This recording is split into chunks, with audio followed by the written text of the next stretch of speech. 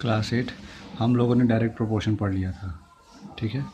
Direct proportion पढ़ लिया और एक एक्सरसाइज हमने इसका कर भी लिया है, ठीक। और आज हम लोग क्या पढ़ेंगे, inverse proportion. Inverse proportion, if two quantities x and y very का मतलब change in such a manner that an increase in x causes a proportional decrease in y and vice versa. इस लाइन में ये लिखा है कि अगर कोई दो क्वांटिटीज़ x एंड y है, अगर उनमें कोई बदलाव आता है या वो बदलते हैं, अगर हमारा कोई नंबर x है, अगर वो बढ़ता है तो दूसरे y में क्या होना चाहिए, उसमें डिक्रीज़ होना चाहिए। जिस मैनर में x बढ़ेगा उसी मैनर में y भी क्या होना चाहिए, उसी प्रोपोर्शन में y डिक्रीज़ होना चाहिए। तो x और y क्या कहलाएंगे, इन्वर्स प्रोपोर्शन में कहलाएंगे। किस प्रकार से, x y is equal to K. Simple, अगर हम लिखते हैं 4 इंटू 3 इक्वल्स टू 12, ये 12 क्या है, के कोई कांस्टेंट मान लेते हैं, ठीक। हमारा कांस्टेंट वैल्यू 12 है। अगर हम यहाँ पर लिखते हैं 4 की जगह 3 डिक्रीज़ हुआ, तो ये 12 लाने के लिए यहाँ पर क्या लिखना पड़ेगा, 3 को 1 बढ़ाना पड़ेगा। कितना बढ़ाना पड़ेगा, 4 करना पड़ेगा। तो क्या होगा, 12। हमारा कांस्टेंट क्या आना चाहिए, सेम ही आना चाहिए। मतलब एक अगर घट रहा है तो दूसरा क्या हो रहा है, बढ़ रहा है। इसी को इन्वर्स प्रोपोर्शन कहा जाता है, ठीक। और डायरेक्ट प्रोपोर्शन में क्या था, दोनों का रेशियो क्या होना चाहिए, कोई कांस्टेंट आना चाहिए। जिस रेशियो में x बढ़ेगा उसी रेशियो में y भी बढ़ेगा। तो देखिए, इन्वर्स प्रोपोर्शन के ऊपर एक क्वेश्चन है जो आपका एक्सरसाइज का है, उसको समझने की कोशिश करते हैं। कैसे है ये दिखा है x की वैल्यूज़ है, ये सारी y की वैल्यूज़।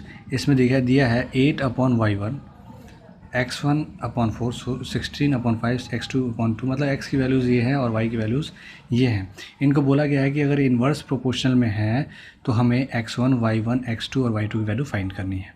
तो हमें पता है कि x इंटू वाई क्या आना चाहिए, हमारा कोई कांस्टेंट आना चाहिए। क्या आना चाहिए, कोई कांस्टेंट k आना चाहिए। तो देखिए, हम कुछ इसमें से क्या करने की कोशिश करेंगे, देखेंगे कि कौन सी ऐसी वैल्यूज़ है जो x और y कंप्लीट है। तो देखिए, x और y कंप्लीट वैल्यू क्या दिख रही है, यहाँ दिख रही है।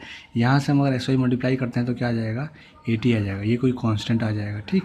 इसी कांस्टेंट के बराबर हमें इन सब के मल्टीपल को रखना पड़ेगा। एग्जांपल के लिए देखिए, ये सारे वैल्यूज़ क्या होंगे, बराबर होंगे। 8 इंटू y1 किसके बराबर होगा, इसके बराबर, और इसका मल्टीप्लाई इसके बराबर, इसका मल्टीप्लाई इसके बराबर, इसका मल्टीप्लाई, मतलब सब आपस में क्या होंगे, बराबर होंगे। तो इससे हम रेशियो को निकाल सकते हैं। कैसे, देखिए पहले वाला लिया हमने 8 इंटू y1 बराबर रख दिया 16 इंटू 5।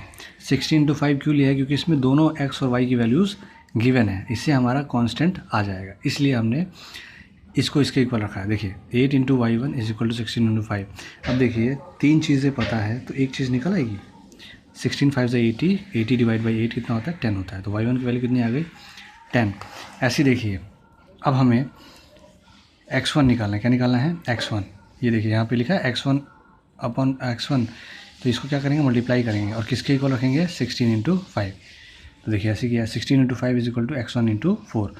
तो 16 5 से 80 और 4 डिवाइड करो तो क्या आ जाएगा, 20। x1 की वैल्यू 20। सिमिलरली 16 इंटू 5 हमारा x2 इंटू 2। देखिए x2 इंटू 2 यहाँ पर, तो x2 की वैल्यू कितनी आ जाएगी, 40।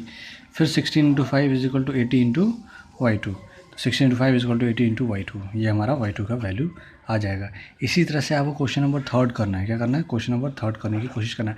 ट्राई कीजिए, नहीं आएगा तो मैं समझा दूंगा, ठीक है।